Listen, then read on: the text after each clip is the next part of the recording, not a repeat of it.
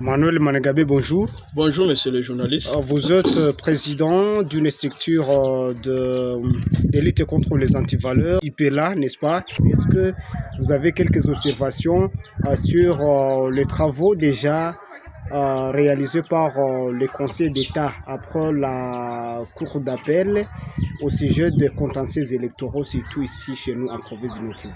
Merci beaucoup, monsieur le journaliste. IPELA, comme vous savez, c'est une association qui lutte contre les antivaleurs. Oui.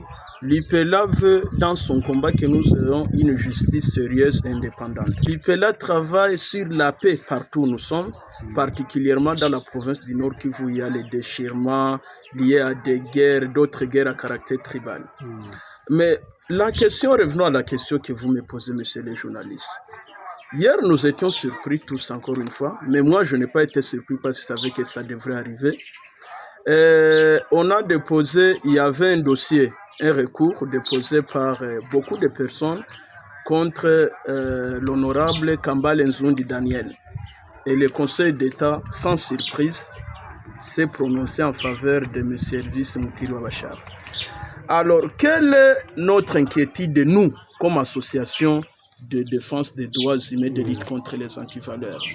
Nous avons compris que dans ce pays, quelqu'un qui n'a pas d'argent, quelqu'un qui n'a pas de moyens ne peut pas faire un bras de fer avec celui qui a l'argent. C'est point barre, point barre. Nous avons suivi ce procès ici à la Cour d'appel. Le procès s'est bien déroulé. Je félicite la CENI. La CENI a présenté les éléments. Et la CENI a été claire en disant, nous comme CENI, nous ne proclamons jamais un individu, mais nous proclamons la liste. Liste A, liste B, liste C, liste D.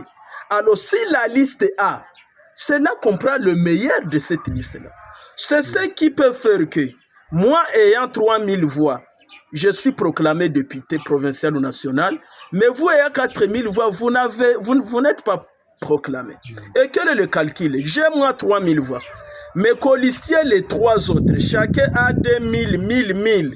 Ce sera finalement 3000, 2000, ça fait 5000, plus les autres, ça fait 7000.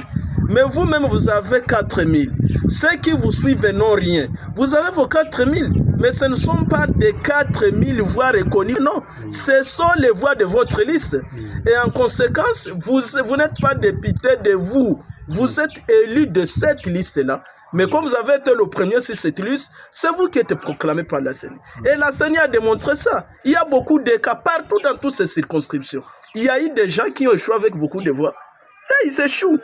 Et ceux-là qui avaient peu de voix parce que leur liste a été la première, ils passent. La CENI a démontré clairement. Mais nous sommes en train de regretter une chose. Notre justice s'est décidée de ternir l'image de ce pays. Si tout le monde arrive à comprendre que le pays appartient à un nombre de 3, 4, 5 personnes, comme ils se sont fait l'argent du contribuable congolais, depuis 2006, les gens sont au pouvoir. Ils peuvent facilement attraper ces 200 000, 300 000 dollars. Ils distribuent à des gens là. Même s'il n'a pas raison, on lui donne raison. Je vous dis, ça va révolter. Je vais vous donner le cas de votre confrère. Une conférence de presse télévisée au niveau national et au niveau international. On pose la question au président de la République. Que pensez-vous du dossier Stani Oujakim? Il a été clair. Notre justice est malade. C'est lui, je paraphrase en discours direct. Notre justice est malade. Et il a rassuré que je vais m'investir dans le dossier Oujakim. Gloire à Dieu, il est sorti. Il est sorti. Nous avons les dossiers de Noazalon ici. Ce sont des gens qui avaient organisé leur marche. Ils organisent dans la ville de Goma la première marche, la deuxième marche, la troisième marche. Le terme Mouzalène n'existait pas à Goma. Ce terme vient avec Ephraim Bissimwa. Mais je vais vous dire, tout simplement parce qu'il y a une main noire qui a financé XY, on a montré qu'Ephraim Bissimwa avait tué les gens à Bukavu, il s'est enfui ici. Et on pose la question, quelqu'un qui s'enfuit, on a le rôle du ministère public. Pourquoi on laisse quelqu'un qui a tué les gens à Bukavu, il s'enfuit à Goma, il installe une radio à Goma, il installe une église à Goma, il organise beaucoup d'activités à Goma. Et quel était le rôle de ce ministère public pour quelqu'un qui tue les gens ici à côté à Bukavu? Si nous quittons ici à Goma, on va à Bukavu, c'est 3 heures du temps. Mais pourquoi un type comme ça, on ne pouvait pas l'attraper, on l'arrête? Mais on va vous montrer que non, il n'était pas connu, en conséquence, on l'arrête. Non. Tout le monde on a connu ce dossier Bissima. Mais la justice va vous dire que tout seul ne connaît pas. On condamne Bissima, on condamne Mike Mikombe. Donc voilà un peu le problème que nous avons dans ce pays. Nous appelons tout le monde, chacun dans ses attributions, particulièrement le président de la République. Je sais que le président de la République, son mandat prendra fait et il passera. Mais moi, je voudrais qu'il s'immortalise dans ce pays. S'immortaliser, qu'est-ce que ça veut dire? Qu'il sanctionne, s'il vous plaît, tous ces magistrats, tous ces hommes de justice qui se décident de ternir l'image de notre pays. C'est très grave. Parce que seulement quelqu'un enseigné n'a pas le droit d'être un député. Et c'est ça qui circule dans les réseaux sociaux. Un enseignant contre un politicien, il se rencontre où? Cet enseignant, on l'a corrigé, d'ailleurs, ça l'apprendra à retourner à la craie. Est-ce que vous comprenez ça? Alors qu'on a des enseignants qui ont bien fait. Julien Paloukou, je cite son nom, il a été un enseignant, non? Est-ce que Julien n'est pas parmi les gens qui ont été bien cotés? Et il a été même porte-parole de tous les gouverneurs. Quelqu'un qui a été un enseignant. Mais pourquoi les gens veulent mépriser les enseignants qui les ont formés? Et je vais vous dire, c'est Papa Nzoundi. Il n'est pas un enseignant n'importe lequel. Il a pris l'Institut Majengo comme une pauvre école que tu n'envierais pas.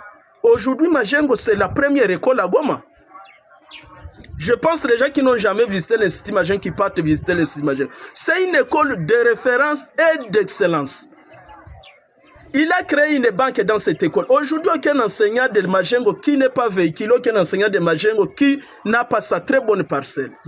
Il a créé beaucoup de choses dans les églises Sebeka, partout il passe. Est-ce qu'un papa comme ça, vous allez le prendre comme un fainéant? Il est l'un des initiateurs de vivre ensemble ici. Même Ipela a pris l'inspiration chez lui. Que faire pour que qui est Muhutu, qui est Mutusi, qui est Mushi, qui est Mukongo, qui est Kassayen, mais qu'on comprenne que nous sommes des Congolais et nous avons intérêt à nous propager. Il est le véhiculateur de ces messages-là.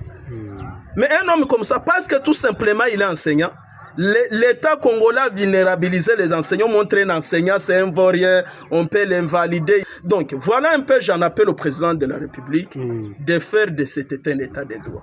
Même 100 ans après, son nom restera gravé dans le cœur du peuple congolais.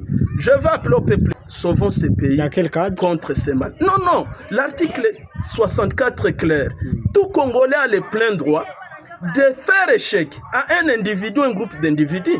Ces gens-là, c'est un groupe de 3-4 personnes parce qu'ils ont étudié les droits, ils intimident les gens avec des termes importés, si c'est des Roms ou quoi, ils se décident de ternir l'image. Non, non, nous avons le droit de faire échec par des soulèvements populaires contre cette justice si elle refuse d'échapper.